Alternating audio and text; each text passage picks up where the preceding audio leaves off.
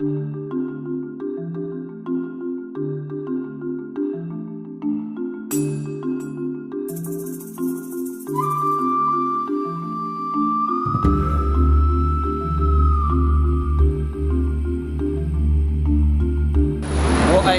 expected it, when we came over here, Hong Kong is so big and there's so many people, I expected the city to be actually a lot louder than it was. But walking through the parks and along the streets, there's so many people, but it's, even during the middle of the day, it's eerily quiet.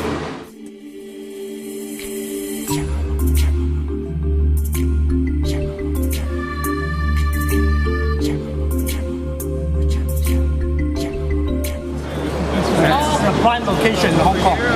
Shopping, hotel ops, and very high rate.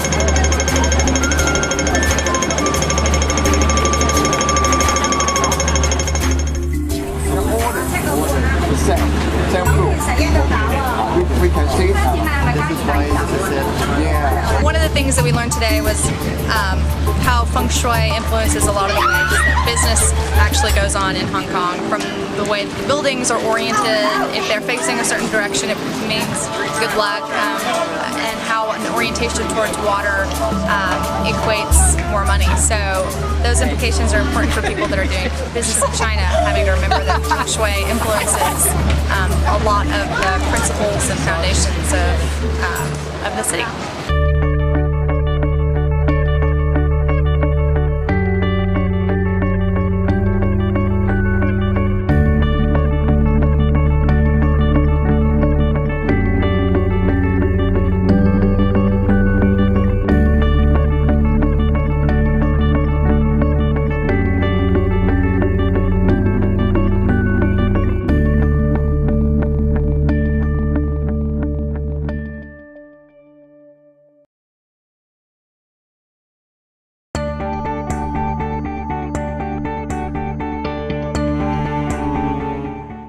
So if the factory is not authorized, then de facto it's counterfeit.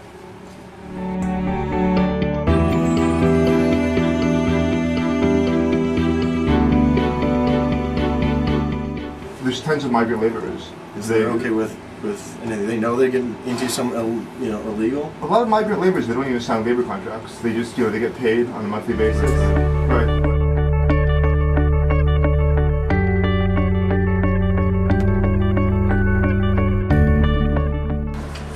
Are you not scared of going and dealing with them because you know that they are mafias? Can they survive, being away from home for 3 months at a time? Living in a modest hotel room. Can they do that for 3 months at a time? Can they stay up at 2 o'clock in the morning?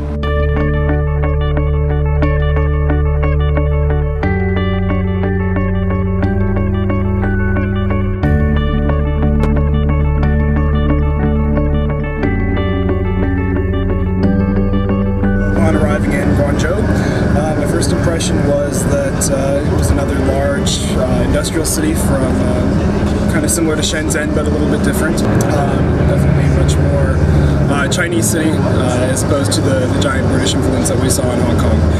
It has been a lot more difficult since we left Hong Kong. The people do try very hard to communicate with us, but it's not as easy to communicate with them. Not nearly as much English in the signs, and road signs, in stores, anything like that.